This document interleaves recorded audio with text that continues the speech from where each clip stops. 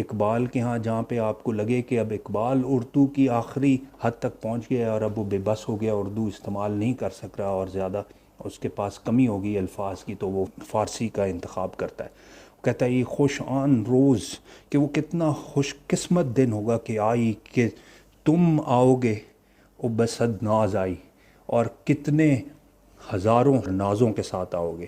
اب وہ کس سے مخاطب ہو رہا ہے؟ یہ آپ صلی اللہ علیہ وآلہ وسلم کی ذات سے مخاطب ہو رہا ہے۔ یہ میں کیوں کہہ رہا ہوں، یہ آج تک بہت کم لوگ سمجھ سکے ہیں، لیکن یہ جب آپ اس کو اختتام کریں گے شکوہ کو، آپ کو تب تک خود ہی سمجھ آ جائے گی، مجھے سمجھانے کی ضرورت نہیں رہے گی۔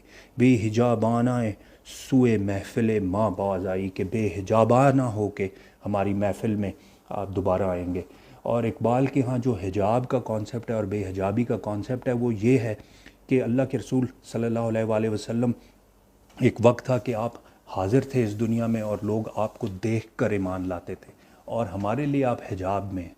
اللہ سبحانہ و تعالیٰ تو ہر وقت ہر جگہ موجود ہے، لیکن امت مسلمہ کے لیے اب جو کانسیپٹ آف پروفٹ محمد صلی اللہ علیہ وسلم ہے وہ ایک حجاب کا کانسیپٹ ہے۔ آپ ہم سے دور ہیں، ہم سے فراق میں ہیں، اور ہم جو ہیں آپ کے ہجر میں تڑپتے ہیں۔ اور یہ جو حجاب قائم ہے یہ ٹیمپریری حجاب ہے۔ ایک مسلمان کا کام ہے کہ اس حجاب کو وہ بے حجاب کرے اور آپ صلی اللہ علیہ وسلم کے ہاں پہنچے اور آپ صلی اللہ علیہ وآلہ وسلم کا دیدار حاصل کرے۔ اور جب اقبال وہ بانگ درا میں کہتا ہے نا کہ زمانہ آیا ہے بے حجابی کا، عام دیدار یار ہوگا، تو لوگوں نے اس پہ تنقید کی کہ یار یہ تو دیکھو دیدار یار اور عورتوں کی بات کر رہا ہے، اور یہ بے حجابانہ زمانے کی بات کر رہا ہے، اور دیکھو یہ جی ویسٹرن کلچر کی بات کر رہا ہے۔ وہ اقبال یہ بات نہیں کرتا۔ اقبال کے ہاں الفاظ جو ہیں اتنے بے معنی نہیں ہیں کہ وہ ان چیزوں پہ اپنے لفظوں کو ضائع کرے۔ وہ کہہ رہا ہے زمانہ آیا ہے بے حجابی کا، اب ایسا زمانہ آ رہا ہے جس میں بے حجابی ہوگی اور عام دیدار یار ہوگا۔ اور مسلمان کے لیے جو دیدار یار ہے وہ سب سے بڑا اللہ کے رسول صلی اللہ علیہ وسلم کے ہاں پہنچنا اور آپ صلی اللہ علیہ وسلم کا دیدار ہے۔